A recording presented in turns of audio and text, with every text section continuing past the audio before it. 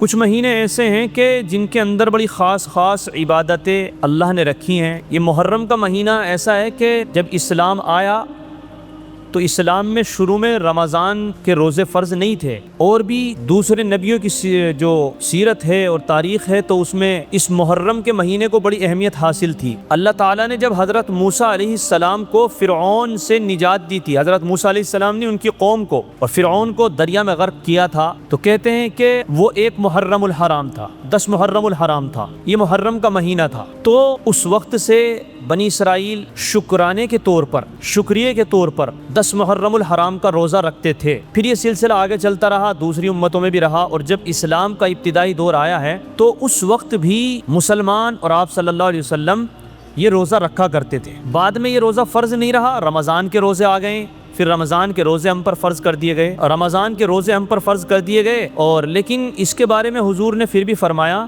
کہ یہ روزہ رکھتے رہنا چاہیے، اور اس سال کا جو روزہ اگر بیٹھے گا تو ارے بچوں یہ دنگا کیوں کر رہے ہیں، تو آنے والا ایک تو کل سنیچر ہے اور اتوار ہے، اس سے اگلا جو سنیچر اور اتوار آئے گا تو اس میں روزے رکھ لینے چاہیے۔ انشاءاللہ آئندہ ہفتے مفتی صاحب یا اگر میں رہا تو ساری چیزیں بیان کر دی جائیں گی۔ بعض جو شیعہ حضرات ہیں ان لوگوں نے اس محرم کے مہینے کو غم کا مہینہ بنا دیا، اور انہوں نے یہ کہہ دیا کہ اس میں حضرت حسین رضی اللہ تعالیٰ عنہ، آپ صلی اللہ علیہ وسلم کے نواسے حضرت فاطمہ رضی اللہ عنہا کے بیٹے کی شہادت ہوئی، اس لیے یہ محرم کا مہینہ بڑی فضیلت کا مہینہ ہے۔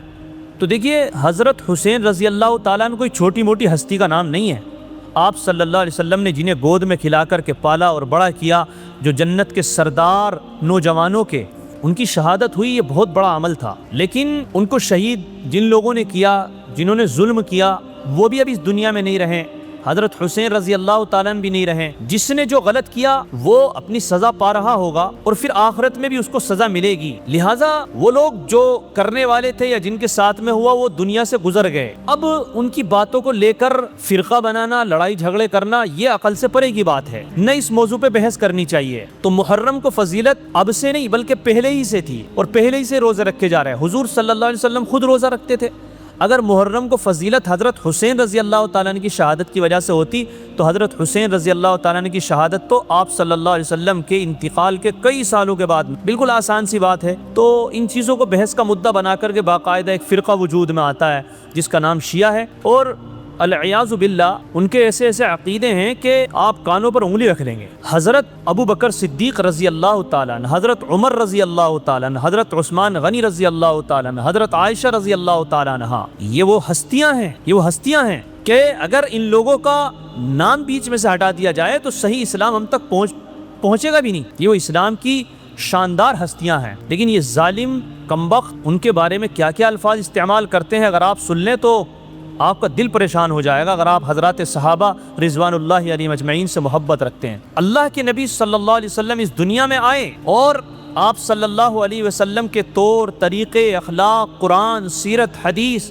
سب جتنے بھی جمع کیے ہیں یہ صحابہ اکرام نے کیے ہیں۔ آج ایک طبقہ فرقہ ایسا ہے ہمارے ایشیا کے اندر کہ وہ صحابہ اکرام کو گالیاں دیتا ہے، کہتا ہے صحابہ اکرام سے کوئی حالت کی بات نہیں، صحابہ اکرام معیار حق نہیں ہے، العیاذ باللہ۔ قرآن نے بار بار صحابہ رضوان اللہ علیہ مجمعین کے بارے میں رضی اللہ عنہم ورضون، اللہ ان سے راضی ہو گیا، یہ اللہ سے راضی ہو گئے۔ اولئک الذین امتحن اللہ قلوبہم للتقوی لہم مغفرۃ واجر عظیم۔ اللہ تعالیٰ نے قرآن کریم میں ان کی بڑی تعریفات کی ہے صحابہ اکرام، اور یہ بات مسلم ہے، اگر صحابہ اکرام کو الگ کر دیا جائے تو ہم تک دین پہنچے گا ہی، کون پہنچائے گا؟ سوچ کے دیکھیں۔ تو ایک فرقہ، ایک طبقہ ایسا بھی ہے، اور مجھے معلوم ہوا کہ ہمارے افضل گڑھ میں بھی کچھ لوگ ایسے پیدا ہو گئے ہیں کہ جو صحابہ اکرام کو برا کہتے ہیں اور کہتے ہیں کہ صحابہ اکرام کچھ نہیں۔ معمولی بات نہیں ہے صحابہ اکرام کو کچھ کہنا، اللہ کے نبی سے ڈائریکٹ دین سیکھ کر اپنی زندگی میں اپنا کر اور پوری دنیا میں جو دین کو پھیلانے والے ہیں وہ صحابہ اکرام ہی ہیں۔ اگر ان کو نکال دیا جائے تو ہم تک کیسے پہنچے گا دین؟ کوئی راستہ ہی نہیں۔ کوئی آج کا دور تھوڑی تھا کہ صاحب بیان ریکارڈ کر دیے حضور صلی اللہ علیہ وسلم نے اور وہی ڈائریکٹ سنے جا رہے ہیں۔ حضور صلی اللہ علیہ وسلم نے تو صحابہ اکرام کو پڑھایا، صحابہ اکرام کو سکھایا، ان صحابہ اکرام نے اگلے والے طلباء کو سکھایا، انہوں نے آگے والوں کو سکھایا، انہوں نے آگے والوں کو سکھایا، انہوں نے ائمہ کو سکھایا، انہوں نے محدثین کو سکھایا۔ یہ سلسلہ اس طریقے سے سیکھتا ہوا ہمارے بڑوں تک پہنچا، ہمارے بڑوں نے اپنے بڑوں سے سیکھا، وہ ہمارے استاذ بنے، اور ہمارے استاذوں نے ہمیں سکھایا اور پھر ہم اپنے بچوں کو سکھا رہے ہیں. یہ سلسلہ ایسے چل کر کے دین کا ہم تک پہنچا ہے اور اسی سلسلے کی کڑی یہ ہے کہ ہم آپ کے سامنے بیان کر رہے ہیں. دین کا یہ سلسلہ ہے تو صحابہ اکرام سب سے اہم اور پہلی کڑی ہیں.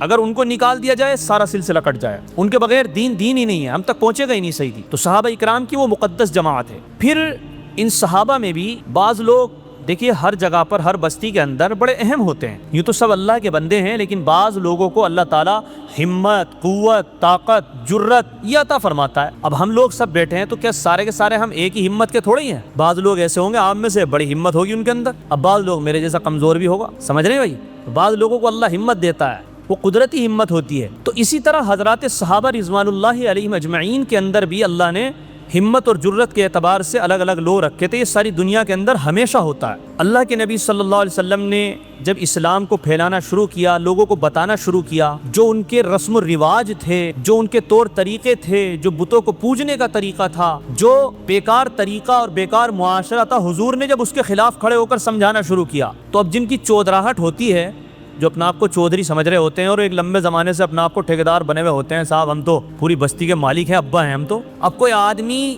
جب نیا آ کر کے کام کرتا ہے تو حسد کا شکار ہو جاتے ہیں کہ صاحب یہ اس میں تو ہماری بات نیچی ہو جائے گی, ہمارا وقار گر جائے گا, ہماری چودراہٹ میں فرق آ جائے گا. تو اب یا تو وہ اتنی خطرناک طریقے سے پلاننگ کرتے ہیں کہ اس کو گرا کر کے, الزام لگا کر کے, تباہ کر کے بہرحال اس کے منہ کو بند کرنے کی کوشش کرتے ہیں. یہ سب جگہ ہوتا ہے. کیوں؟ کیونکہ ہماری چودراہٹ میں فرق نہ آئے. تو یہی جب حضور صلی اللہ علیہ وسلم کھڑے ہوئے تو وہاں پر بڑے بڑے سردار ہیں, ابو جہل ہے, عمر بڑے خاندان سے ہیں رضی اللہ عنہ, اور ابو سفیان ہیں, بڑے بڑے حضرات مکہ کے اندر کے ہیں. اب ان کو ٹینشن ہونی شروع ہو گئی کہ بھائی یہ کیا کام کر رہا ہے, بھائی ہمارے گھر میں سے, ہمارے خاندان میں سے اٹھ کر کے اور اس نے نئے کام کرنے شروع کر دیے ہیں کہ یہ بت پرستی ختم کرو اور یہ برائیاں ختم کرو اور یہ آپس میں خاندانی جھگڑے اور لڑائیاں سب ختم کرو. یہ آیا 4 دن کا لونڈا یو کرا کا ختم. ایسے ہوتا نا ہمارے یہاں بھی, کیا ہوتے ہیں جملے بول کر نا ہلکا کرنا ہوتا کہ ان کو ہلکا کر دو.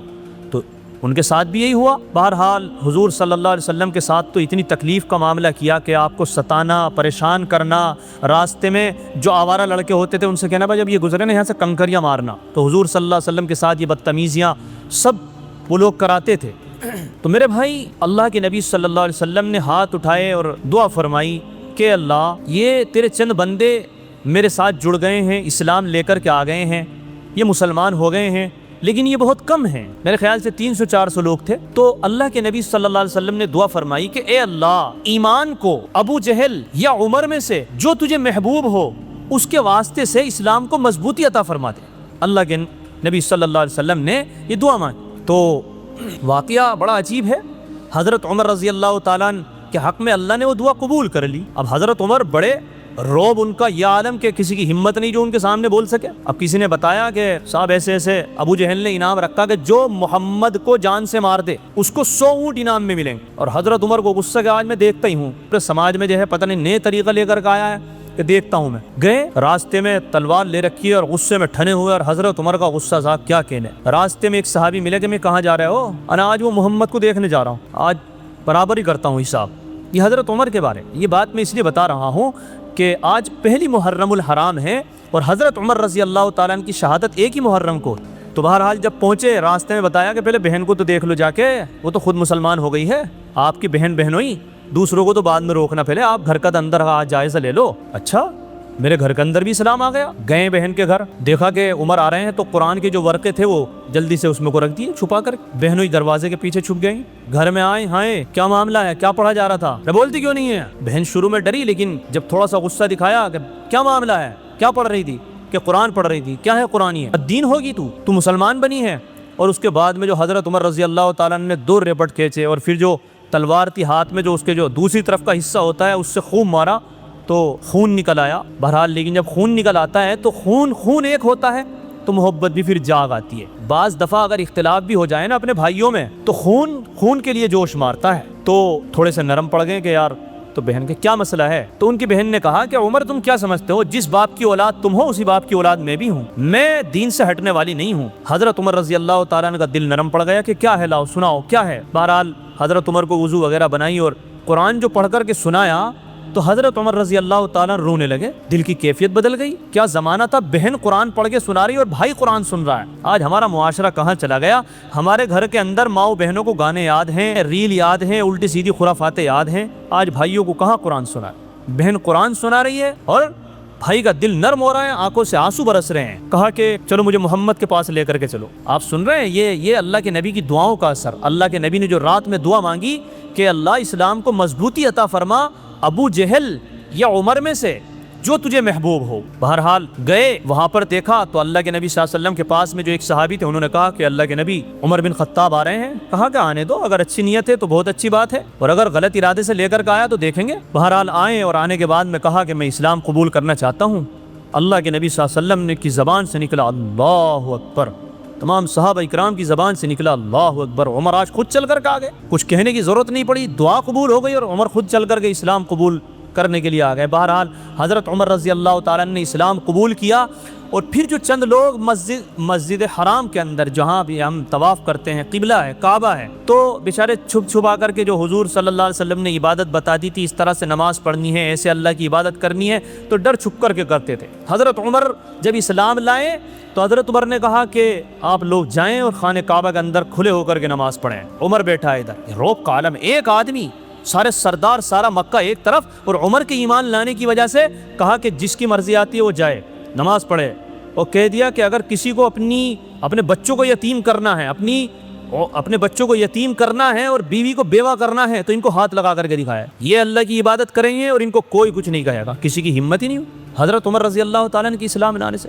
تو اتنی بڑی ہستی ہے حضرت عمر رضی اللہ تعالیٰ نے، یہ تو اسلام لانے کا واقعہ ہے۔ پھر بعض موقعوں پر جب کسی چیز کے بارے میں مشورہ ہوتا تو حضور صلی اللہ علیہ وسلم اور تمام صحابہ کی کچھ اور رائے ہوئی کہ اس کام کو ایسے کیا جائے۔ حضرت عمر رضی اللہ تعالیٰ نے کہا کہ اس کام کو ایسے نہیں، ایسے کرنا چاہیے، لیکن بہرحال کام تمام صحابہ اکرام کے مشورے سے کر لیا گیا۔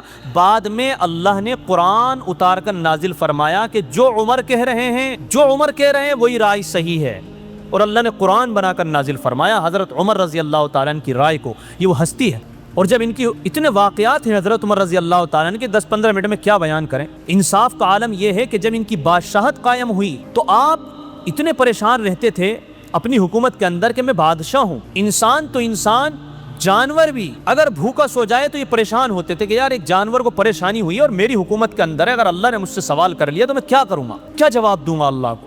لہٰذا آج کے حکمران کو سوچنا چاہیے کہ ہم لوگ کس طرح سے زندگی گزار رہے ہیں۔ آج لوگ ذمہ دار بن جاتے ہیں لیکن ذمہ داری کا احساس نہیں ہوتا ہے۔ ان کو حضرت عمر کو پڑھنے کی ضرورت ہے۔ جب انصاف کا معاملہ آیا تو اپنے بیٹے کے ساتھ، دیکھیے انصاف کا معاملہ دیکھیے، حضرت عمر رضی اللہ تعالیٰ عنہ کے بیٹے ابو شہمہ نے نبیذ پی لی، شراب پی لی، چند یہودیوں نے اپنی اس میں سوسائٹی میں لے کر ان کو پلا دی۔ چند لوگ گواہ آئے، انہوں نے بتایا ایسے ایسے کیا ہے، اور آپ کے بیٹے نے 60 سال کی عمر حضرت عمر رضی اللہ تعالیٰ عنہ کی، لوگ کہہ رہے ہیں کہ اب دیکھیں گے اپنے بیٹے کے ساتھ انصاف کرتے ہیں یا نہیں کرتے ہیں۔ آج اگر ہم میں سے کوئی ذمہ دار ہو اور اگر اس کا بیٹا غلطی کر دے تو لگ لپٹی کر کے، جیسے تیسے کر کے، پیسے دے کے، یہ تو ایسے ہی ہے، کچھ نہ کرا اس نے، تو سب گڑبڑ کر لیتے ہیں۔ ادھر حضرت عمر رضی اللہ تعالیٰ عنہ کا انصاف دیکھیے، امیر المؤمنین ہیں، بیٹے کو گھر میں سے پکڑ کر کے لے کے آئیں اور کہا کہ اسے لے کر کے چلو، تیاری کرو، تمہارے کوڑے لگائے جائیں گے، 80 کوڑے لگائے جائیں گے، تم نے شراب پی ہے۔ سارے لوگ دیکھ رہے ہیں، کہنے لگے کہ چند صحابہ، امیر المؤمنین تو آپ کے بیٹے ہیں، آپ ان کے ساتھ تھوڑا شفقت کا معاملہ کر دیجئے۔ کہا کہ میرا بیٹا ہے، میری محبت اپنی جگہ، لیکن محمد الرسول اللہ اور ایمان اور اسلام کا جو قاعدہ اور قانون ہے اور انصاف ہے وہ اپنی جگہ، میں اپنے بیٹے کی محبت کی وجہ سے اس قاعدے قانون کے اندر چینجنگ کر دوں، یہ نہیں ہو سکتا۔ لہٰذا 80 کوڑے لگائے، 80 کوڑے لگنے سے پہلے ہی آپ کے بیٹے کا انتقال ہو گیا۔ تاریخ ایسی مثال پیش نہیں کر سکتی کہ بیٹے نے جرم کیا تو اس کو وہی سزا دی اور پھر انتقال ہو گیا۔ تو یہ حضرت عمر رضی اللہ تعالیٰ عنہ کے انصاف کا واقعہ ہے۔ اور بھی بہت سارے واقعے ہیں حضرت عمر رضی اللہ تعالیٰ عنہ کے انصاف کے۔ ایک صحابی ہیں، ان کو مصر کا گورنر بنا کر کے بھیج دیا۔ جب مصر کے گورنر بنا کر، بادشاہ بنا کر کے بھیجا تو ان صحابی کے بیٹے نے کسی عام آدمی کو مار دیا، کمر پر نشان پڑ گئے۔ ان کو معلوم تھا کہ حضرت عمر انصاف کرنے والے انصاف ہیں۔ وہ مصر سے مدینہ آ گئے، مدینہ آ کر کے کہا اے امیر المؤمنین، فلاں صحابی جن کو آپ نے گورنر بنا کر کے بھیجا ہے، ان کے بیٹے نے مجھے خون مارا ہے اور میرے ساتھ ظلم کیا ہے، اور کہا کہ میں گورنر کا بیٹا ہوں۔ آج کل تو ایسے کہہ دیں گے نا، میں فلاں صاحب کا بیٹا ہوں، اب میں کسی کا نام کیا لوں، کوئی بڑے نیتا جی ہوں، بڑے ودھائک صاحب ہوں، ایم پی صاحب ہوں، چیئرمین صاحب ہوں، کوئی بھی صاحب ہوں، میں فلاں کا بیٹا ہوں، آج تو یہ ہو جاتا نا۔ حضرت عمر رضی اللہ تعالیٰ نے کہا کہ بلا کے لے کے آؤ، گورنر کا بیٹا ہے، گورنر کا بیٹا ہے تو ظلم کرے گا۔ کھڑا کیا، عام آدمی جس کو مارا تھا کہا کہ کوڑا لاؤ، اپنے ہاتھ میں لو، لگاؤ اس کے کوڑے۔ گورنر کا بیٹا ہے تو ظلم کرے گا، عمر کے ہوتے ہوئے دنیا میں ظلم ہوگا۔ آپ نے ایک عام آدمی سے، غریب آدمی سے اس گورنر کے بیٹے کو پٹوایا، بدلہ دلوایا کہ ظلم نہیں چلے گا، انصاف کے ساتھ کام ہوگا۔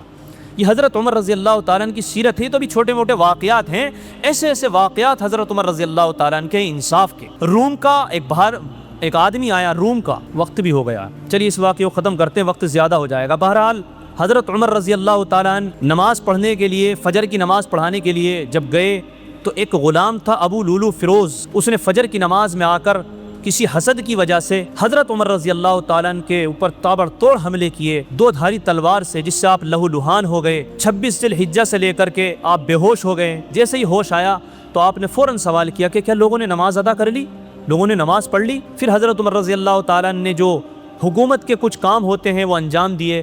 بالآخر 1 محرم الحرام کو یہ عظیم ہستی کہ جن کے بارے میں اللہ کے نبی صلی اللہ علیہ وسلم نے بیان فرمایا کہ اگر میرے بعد کوئی نبی ہوتا تو وہ عمر ہوتا، یعنی نبوت کا دروازہ بند ہو چکا ہے، لیکن اگر نبوت کا دروازہ آگے چلتا اور کوئی نبی ہوتا تو وہ عمر ہوتے۔ تو یہ وہ ہستی 1 محرم الحرام کو جام شہادت پی کر کے اور اس دنیا کو انصاف سے بھر کر کے اس دنیا سے رخصت ہوئی۔ اللہ تعالیٰ کروڑوں اربوں رحمت نازل فرمائے حضرت عمر رضی اللہ تعالی عنہ پر۔ آج جو یہ پولیس کا نظام آپ دیکھتے ہیں نا، آج جو یہ عدالتوں کا نظام دیکھتے ہیں، یہ پورے کا پورا نظام حضرت عمر رضی اللہ تعالیٰ عنہ کا بنایا ہوا ہے، انہی کا دیا ہوا ہے، ہم لوگوں کو معلوم نہیں ہے، ہم لوگ پڑھتے نہیں ہیں۔ تو بالآخر یہ محرم الحرام کا جو ابتدا ہوتی ہے، جو آغاز ہوتا ہے، جو پہلی محرم الحرام ہے، وہ حضرت عمر رضی اللہ تعالیٰ عنہ کی عظیم شہادت کا دن ہے۔ اللہ تعالیٰ ان کی شہادت کو قبول فرمائے، اور جو دنیا ظلم سے بھری ہوئی ہے، اللہ تعالیٰ ان کی صفت کے حامل بادشاہ لوگ پوری دنیا کے اندر جو انصاف قائم کریں، دنیا کو عطا فرمائے۔ وآخر دعوانا الحمد للہ رب العالمین۔